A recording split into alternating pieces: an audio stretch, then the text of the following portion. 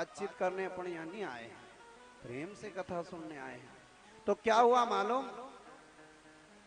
सत्राजीत को मणि मिल गई तो उसके पास सोना ही सोना हो गया, बहुत सारा सोना हो गया तो अहंकार आ गया। अच्छा रूप दे देने परमात्मा तो रूप का अहंकार आ जाता मनुष्य, अच्छा ज्ञान देते तो ज्ञान का अहंकार आ जाता है, अच्छा धन देते तो धन का अभिमान आ जाता है, अच्छी विद्या देते तो विद्या का अभिमान आ जाता है।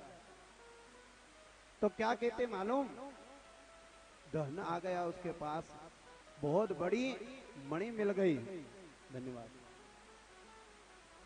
कृष्ण भगवान के पास गया और जाकर क्या कहे मालूम, अरे कन्हैया, राज्यसभा में जाकर कहे कन्हैया तेरे से बलवान तो मैं हूं, देख मेरे पास मणि। ओहो, मणि को देखा, जैसे मणि को देखा अचंभित हुए कन्हैया सहित सारे जितने भी पदस्थ थे सब अचंभित हुए और कहा ये मणि कहां से मिली, सूर्य की आराधना करी तब जाकर मिली।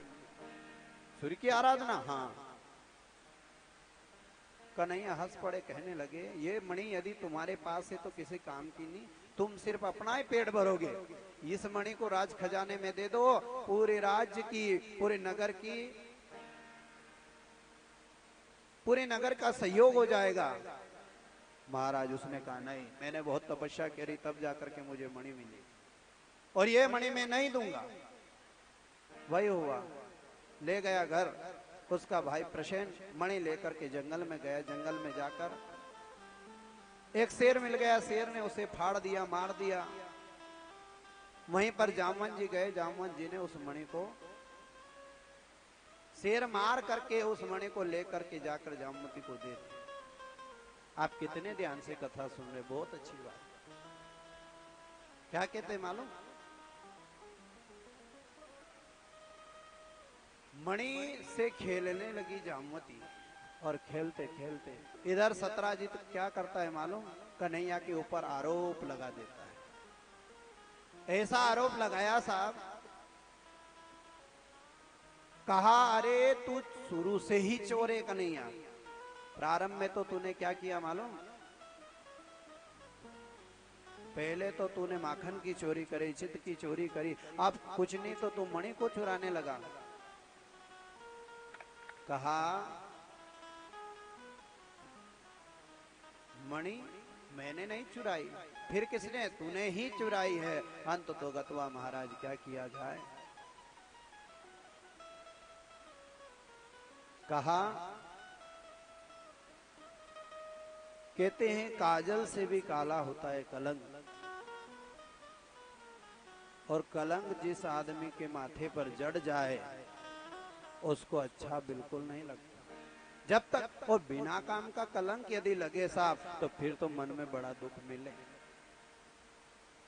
मान लो अपन ने कोई काम करा ही नहीं ने, जबरदस्ती कोई ने अपना ऊपर वो आरोप थोप दिया, तो फिर क्या होगा, फिर तो कलंक लगने पर मन में बड़ा दुख होगा। तो दुख होगा, कन्हैया को भी दुख हुआ और उनने क्या विचार किया, बिना काम का कलंक लगा है, इसलिए कन्हैया ने विचार किया अब मैं उस मणि को छुड़ा कर लाऊंगा। कन्हैया अकेले निकल पड़े, ऐसे निकले महाराज, उनको मरा हुआ प्रसेन दिखा, फिर शेर के पंजे दिखे, आगे चल कर देखे तो शेर मरा पड़ा है, आगे जाकर देखे तो बालू के पैर मंडे हुए हैं। वो पैर को देखते देखते एक गुफा में चले गए। उस गुफा के अंदर जाकर कन्हैया ने देखा तो मणि से जामवती खेल रही है। जाकर कहा यह मणि मेरी है, मुझे दे दे। मणि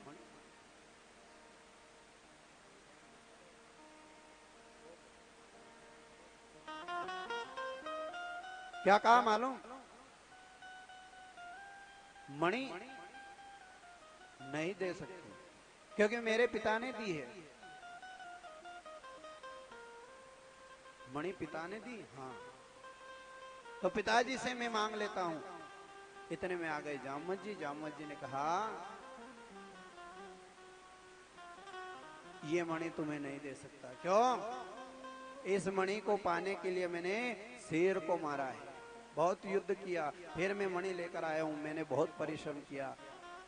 कन्हैया के मेरे माथे पर कलंक लग गया है, इसलिए इस मणि को लेने आया हूं, कलंक को दूर करने के लिए। जामवंत जी ने कहा एक काम करो, मणि मिल जाए पर मेरे साथ दो दो हाथ हो जाए, लड़ना पड़ेगा मुझसे। अच्छा,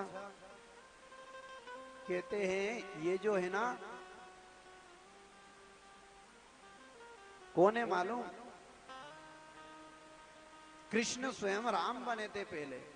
जामवंत जी ने एक बार राम जी से कहा, जब रावण को मार दिया, राजपाट प्राप्त कर लिया, उस समय कहा भाई भगवान के चरणों में निवेदित करते हुए उस जामवंत जी ने कहा मेरे मन में एक जिज्ञासा रह गई, क्या? भगवान राम आपसे दो दो हाथ हो जाते तो आनंद मिलता। राम जी से कहा दोनों युद्ध करें, मैं देखना चाहता हूं राम जी आप में बल कितना है। महाराज कह दिया बल, पर कहा जाता रामचरित्र में तो जगह जगह साहब मर्यादा है, तो कहा मर्यादा से विहीन सेवक और स्वामी के बीच लड़ाई नहीं हो सकती। फिर क्या किया जाए? राम जी ने कहा अगले जन्म में द्वापर में तुम्हें मैं कृष्ण रूप में मिलूंगा, उस समय तुम्हारी ये मनोकामना पूर्ण करूंगा। दोनों में युद्ध प्रारंभ हुआ। हमारा कृष्ण और जामवंत जी में इतना युद्ध हुआ महाराज कि जामवंत जी की नस नस ढीली हो गई, नस नस ढीली हो गई। अब चरणों में गिर गए, कहने लगे आप तो मेरे राम जी हो, बस मेरी एक प्रार्थना है, आप धनुष बाण लेकर मेरे सामने खड़े हो जाओ, मैं आपके चरणों में प्रणाम कर लूं, क्योंकि आपको देखे बहुत दिन हो गए। भगवान ने राम रूप बताया, चरणों में गिर गए, प्रेम से कहते प्रभु आपकी कृपा से मुझे दोबारा राम जी का दर्शन हुआ, प्रभु आदेश दीजिए। कृष्ण ने कहा वो मणि मुझे चाहिए। अब साहब जामवंत जी के सामने एक विडंबना आ गई। क्या हुई कि मणि को मैंने बेटी को दे दी, और बेटी को दे दी, इसलिए बेटी को देने के कारण कहा जाता है बेटी को जो चीजें दी अपन ने उसको वापस नहीं ले सकते, है ना। अपन कहानी कि यार गाय तुम्हारी छोरी की तो वापस ले सको, सिंचावनी करवा जाओ तो कि फ्रीज मारी छोरी के दियो, तो वापस फ्रीज लेवा नहीं लेवा। तो जामवंत जी ने कहा कन्हैया ये मणि मैंने मेरी छोरी को दे दी, अब इसको मैं नहीं ले सकता। पर कन्हैया के सामने विडंबना ये है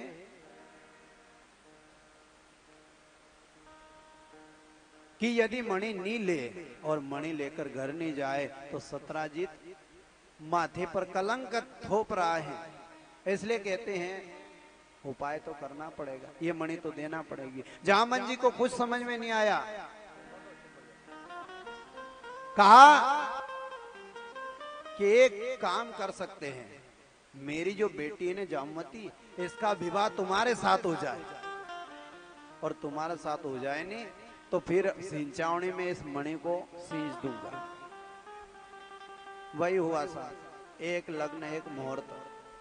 अब वहां तो कोई पंडित जी तो बुलाए नहीं कि चौरी फेरा कराए, नहीं अग्नि प्रज्वलित करें, 7 फेरा लगाएं, भगवान के पास टाइम ही नहीं। क्या करें? एक माला जामवती ने कन्हैया को पहना दी, ने एक माला कन्हैया ने जामवती को पहना दी, और मणि और जामवती को लेकर के चल दिए। प्रेम से घर आए तो साथ जामवती जामवंत जी जैसी लगती थी, तो उनने घूंघट निकाल लिया। कृष्ण भगवान को कोई एतराज नहीं था, पर लगे थोड़ी मुख जामवंत जी जैसा, तो घूंघट इतना निकाल लिया। अब इतना घूंघट निकाला, कन्हैया ने सूचना कर दी देवी रुक्मणी जी को कि मैं विवाह करके आया हूं, आप आरती कर दीजिए। रुक्मिणी जी आरती लेकर के आई, सामने आकर कहती है अपना मुख दिखा दे। जामवती मुख दिखाए नहीं, घूंघट निकाल रखा। 4-5 बार कहा अरे मुख दिखा दे, मुख दिखा दे, मुख दिखा दे, नहीं दिखाया। अंत तो गतवा रुक्मिणी को क्रोध आ गया और कहा तू इतनी सुंदर है क्या, मैं श्राप देती हूं तू मेरी जैसी हो जा। श्राप दिया था। अब रुक्मिणी जी तो सर्वांग सुंदर, श्राप दिया, जल छिड़का तो जैसी रुक्मिणी ऐसी जामवती हो गई। बोले बाल कृष्ण लाल के। तो कहीं कहीं श्राप भी वरदान बन जाता है और कहीं कहीं वरदान श्राप बन जाता है। कहने का भाव महाराज, आज घर में ले गए, प्रेम से सम्मान किया, सत्राजित को जाकर के मणि दे दी, ले।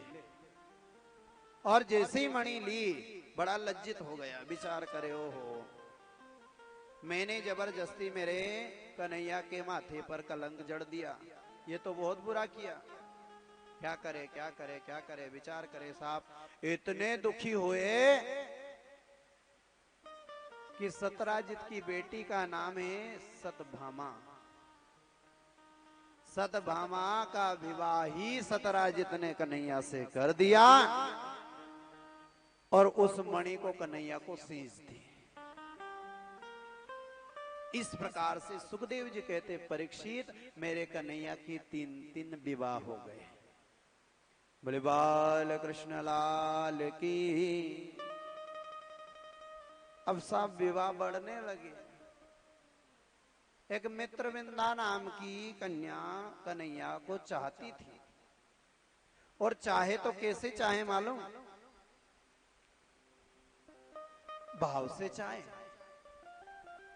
आज भी भगवान को चाहने वाले बहुत हैं, और चाहे तो बड़ी भावना से चाहते हैं, भगवान के लिए अपना सब कुछ खोने के लिए तैयार हो जाते हैं। और संत कहते हैं भगवान कृष्ण क्यों अच्छे लगते हैं, उसका कारण है उनकी बांसुरी और उनकी मिठास। मिठास के कारण अच्छे लगे। गोपियों के मन में तो एक ही भाव रहता, कन्हैया हमसे बहुत प्रेम करे, 3 पत्नियां तीनों से प्रेम करे। और कभी कभी तो कन्हैया एकांत में बैठकर ऐसी बंसी बजाए महाराज कि बड़े बड़े देवता व्यामोहित हो जाए। संत कहते हुकाना तोरी